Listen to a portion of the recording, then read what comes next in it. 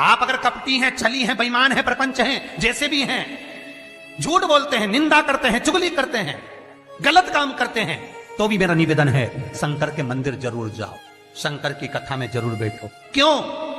एक मंदिर के दरवाजे पर लिखा हुआ था, अगर आपका मन गंदा है तो मंदिर जरूर आना, मंदिर जरूर आना। किसी ने पूछा, गुरुदेव ये मंदिर के दरवाजे पर लिखा है कि मन गंदा है तो मंदिर जरूर जाओ, उसका कारण क्या है? हमने कहा कारण केवल इतना सा है, बच्चा नाली में गिरता है, बच्चा धूल में गिरता है, बच्चा रज में गिरता है, बच्चा कीचड़ में गिरता है तो पड़ोसी साफ नहीं करता।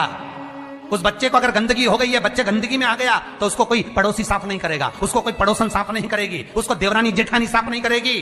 बच्चा अगर कीचड़ में गिरा है तो उसको उसकी मां और बाप ही साफ करेंगे। उसी तरह मन गंदा हो गया, चित्तवृत्ति खराब हो गई तो मेरे ये बाप के पास जाओ, मेरी ये माता के पास जाओ, और ये मेरा बाप, ये मेरी मां तुम्हारी जीवन की गंदगी को समाप्त कर देंगे। दुख आया, तकलीफ आई, कष्ट आया, रोग आई, बीमारी आई, तकलीफ हुई है, कहीं मत जाना, ये मेरे माँ बाप के पास जाना, शंकर और पार्वती के पास, उमा महेश्वर के पास जाना, ध्रुमा ध्रुमावती के पास जाना, कमल कमला के पास जाना, तारा तारेश्वर के पास जाना, भोले शंकर के पास जाना। जब मेरा शंभु मिलेगा तो ये सारी गंदगियां मिटा देगा, रोग समाप्त। अकाल मृत्यु वो मरे जो काम करे चंडाल का, काल उसका क्या बिगाड़े जो भक्त हो महाकाल का। वो देगा, छप्पर फाड़ कर देगा। फिर निवेदन करूंगा, जितने कथा करवाए हैं, जितने कथा सुन रहे हैं और जितने पुण्य स्मरण दान स्मरण आदि कर रहे हैं, लिख कर रखो तारीख कि तुमने जो दान पुण्य करा है, तुमने जो ये 300 वर्ष में पढ़ने वाली इस श्रावण के महीने में तुमने जो कथा सुनी है, अगला श्रावण आए तुम बताना जरूर कि कितना पुण्य मिला है, कितना फल मिला, कितना लाभ हुआ, कितना धन कमाया, कितना वैभव कमाया। तुमने तो केवल कुबेरेश्वर महादेव के लिए दिया, तुमने तो केवल वृद्धाश्रम के लिए दिया, तुमने तो केवल गौशाला के लिए दिया, पर उसका पुण्य तुमने कितना कमाया, उसका लाभ कितना मिला। और मुझे बताना जरूर, फोन करके व्हाट्सएप पे लिखकर भेजना कि हमने जो करा था अगले साल यही तारीख, यही श्रावण का महीना, फिर याद कर बता कि मिला कि नहीं मिला, 4 गुना हुआ कि नहीं हुआ। वो शिव है, शिव शंकर है, वो तो मंदिर के बाहर निकलने वालों को तार देता है साहब, मंदिर के बाहर निकलने वालों। कितना सुंदर है। एक चरित्र आता है लिंग पुराण के अंतर्गत, एक सेठ मर गया, बड़ा कंजूसड़ा था, बहुत कंजूस, कभी जिंदगी में ना दान करा, ना पुण्य करा, ना सत्कर्म करा, ना भजन करा, ना कीर्तन करा। मंदिर की जगह को भी अपना बना लिया, सारी जगहों को घेर कर अपना बनाया, बावड़ी तालाब कुएं का पानी अपनी जमीन पर ले जाता। बहुत लालची था, बहुत लोभी, बहुत लोभी।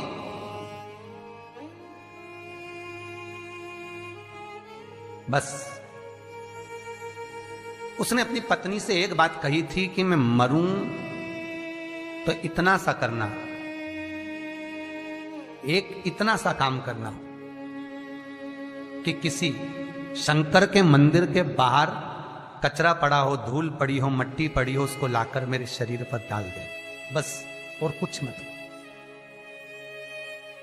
पत्नी हमेशा पति से कहती थी, तुम कभी दान पुण्य नहीं करे, इस गांव में तुमने कोई अच्छा काम नहीं करा, तुम्हारे शरीर को उठाने वाला तक नहीं मिलेगा, बच्चे हैं नहीं, तुम्हारा अंतिम संस्कार कौन करेगा।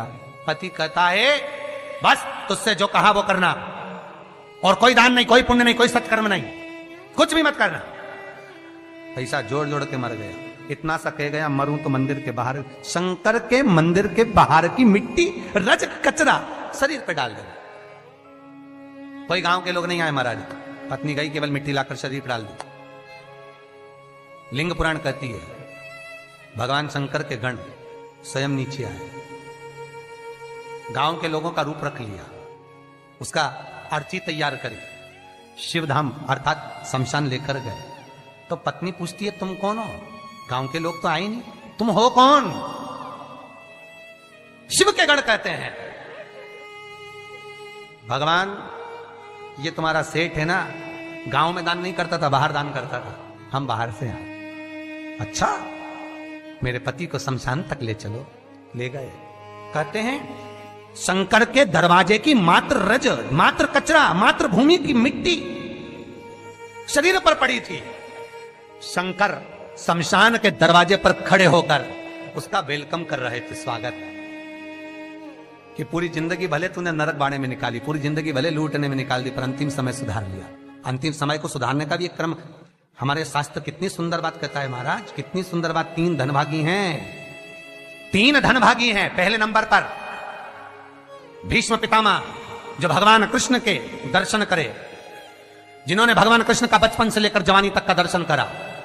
दूसरे नंबर पर धनभागी हैं दशरथ जी महाराज, जिन्होंने राम जी के दर्शन करे, राम दशरथ जी के घर में जन्मे। कितने किस्मत वाले होंगे। और तीसरे नंबर के किस्मत वाले धनभागी हैं गिद्धराज जटायु, जिन्होंने प्राणों को त्यागा तो राम जी की गोद में त्यागा। शास्त्र कहता है इन 3 धनभागियों में, इन 3 किस्मत वालों में भी प्रबल किस्मत वाला है गिद्धराज जटायु। क्यों? क्योंकि भीष्म पितामह के प्राण छूटे जब कृष्ण सामने नहीं थे। दशरथ जी के घर में बलराम जन्मे, पर दशरथ जी के प्राण छूटे तब राम सामने नहीं थे। और गिद्धराज जटायु, जिसने जीवन भर मांस खाया, पर जब प्राणों को त्यागा तब राम को सामने पाया, डर गया। बचपन गया जाने दो, जवानी गई जाने दो, अधेड़ी गई जाने दो, पर बुढ़ापा मत बिगड़ने देना। बुढ़ापे में शंकर के चरण पकड़ लेना,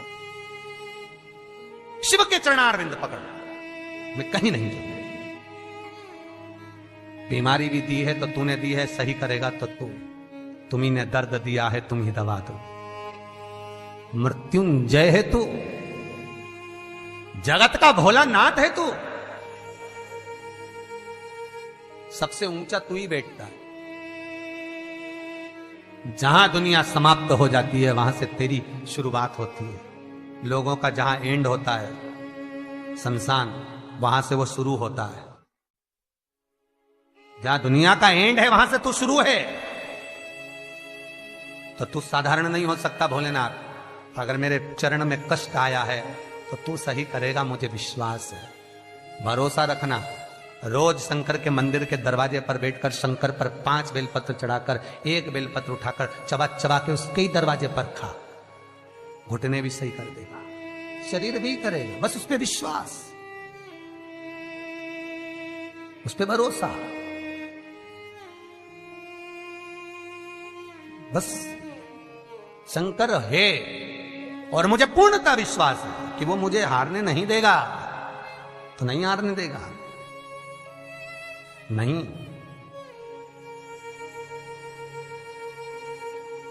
वो जीतने का लक्ष्य तत्व शिव ही दे सकता है, दूसरा नहीं। शंकर के सिवा कोई नहीं हो सकता महाराज।